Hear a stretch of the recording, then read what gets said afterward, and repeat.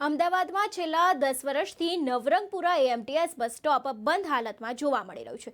ત્યારે સવારે થાય છે કે આ બસ સ્ટેન્ડ પહેલા એએમટીએસના અંડરમાં હતું, હવે કોર્પોરેશનના અંડરમાં છે અને આવનારા દિવસોમાં આ બસ સ્ટેન્ડ બનાવવામાં આવશે અને ત્યાં અવરજવર માટે મુસાફરોને સારી સુવિધા મળી રહે તેનું આગલા દિવસોમાં આયોજન કરવામાં આવ્યું છે। પરંતુ હાલ આ બસ સ્ટેન્ડ બંધ હાલતમાં જોવા મળી રહ્યું છે। ત્યારે કહી શકાય કે નવરંગપુરા એએમટીએસ બસ સ્ટોપ બંધ હાલતમાં જોવા મળી રહ્યું છે। બસ સ્ટેન્ડ પહેલા એએમટીએસના અંડરમાં હતું, પરંતુ અત્યારે હાલ આ બસ સ્ટોપ બંધ હાલતમાં જોવા મળી રહ્યું છે। તમે સ્ક્રીન ઉપર જે પ્રમાણે દ્રશ્યો જોઈ શકો છો તે પ્રમાણે આ બસ સ્ટેન્ડ છે તે બંધ હાલતમાં જોવા મળી રહ્યું છે અને આવનારા દિવસોમાં આ બસ સ્ટેન્ડ નવું બનશે।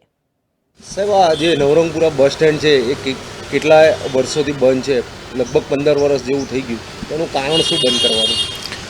એ નવરંગપુરા બસ સ્ટોપની જગ્યા મ્યુનિસિપલ કોર્પોરેશનની હતી, એના અંદર આપણે બસ સ્ટોપ બનાવ્યું હતું અને અત્યારે જર્જરિત થઈ ગયેલું છે, એટલે આપણે પ્લોટ પાછો કોર્પોરેશનને આપી દીધો છે અને કોર્પોરેશન એ પ્લોટના અંદર જે બી કંઈ બનાવશે એના અંદર આપણે એમટીએસની બસ ત્યાંથી પસાર થાય અને ત્યાં બસ સ્ટોપ રહેશે એવી સુવિધા આપવાના છે।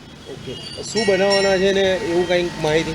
ના, હજી એની ડિઝાઇન કંઈક એવું આવ્યું નથી, પણ હમણાં જ તપાસ કરી હતી ને કે ડિઝાઇન ચાલુ છે, એટલે એ લોકો જે બી કંઈક બનાવશે એમાં નીચેથી બસ પસાર થશે, ત્યાં બસ સ્ટોપ રહેશે એવો પ્લાન છે। અને સાહેબ, આવતા દિવસોમાં શું કે એમટીએસ કંઈક નવા બસ સ્ટોપ બનાવી રહી છે, નવી બસો લાવી રહી છે? એમટીએસની નવી બસો આવવાની છે સીએનજી, અને એના પછી બીજી એસી બસો આવે છે 100, એ પ્રમાણેનું તો પ્લાનિંગ ચાલી રહ્યું છે। આ બીઆરટીએસ ને એમટીએસનું ટાઈપ રહેશે એક સાથે?